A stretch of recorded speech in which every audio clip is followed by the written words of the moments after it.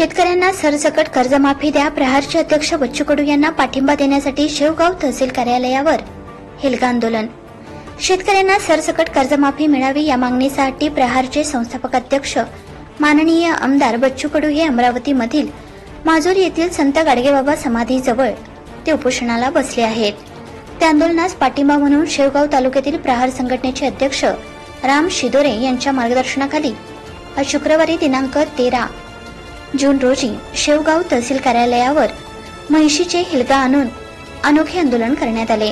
यावेळी हेलग्यांच्या पाठीवर फडणवीस सरकारचा जाहीर निषेध असे नोंदवले गेले होते. यावेळी शेवगाव शहरातील संत गाडगेबाबा चौकामधून हे आंदोलन सुरू करून शेवगाव तहसील कार्यालयावर ते नेण्यात आले. यावेळी पदाधिकारी व शेतकऱ्यांनी सरकारविरोधी घोषणा दिल्या.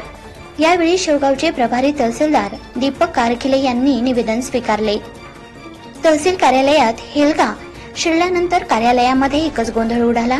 यावेळी प्रहार संघटनेचे शेवगाव तालुका अध्यक्ष राम शिदोरे, महिला तालुका अध्यक्ष लक्ष्मी देशमुख, वंचित बहुजन आघाडीचे राज्य उपाध्यक्ष प्राध्यापक किसन चव्हाण, उद्धव बाळासाहेब, शिवसेना गटाचे तालुका प्रमुख अविनाश मगरे, वंचित बहुजन पार्टीचे तालुका अध्यक्ष शेख प्यारेलाल, बाहेगाव गावचे सरपंच राजू आढाव, स्वाभिमानी शेतकरी संघटनेचे मच्छिंद्र आर्ले, बाळासाहेब धोंडे, आप्पासाहेब जगदाळे, भाऊसाहेब शिरसाट, राहू कोळी, वामन सौदागार, लहू भवर, बाबा मिया सय्यद, किशोर पवार, सीताराम शिंदे, अविनाश देशमुख सह इतर कार्यकर्ते यावेळी उपस्थित होते.